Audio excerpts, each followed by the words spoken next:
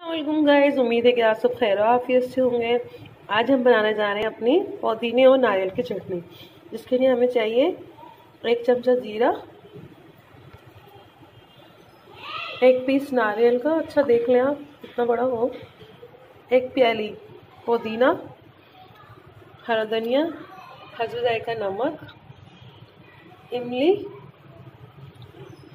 3 अदद ये 3 जो लहसुन के और 2 हरी मिर्ची। इसको हम पीस लेंगे और फिर मैं आपको दिखाती हूँ। नारियल और पुदीने की चटनी हो गई कंप्लीट।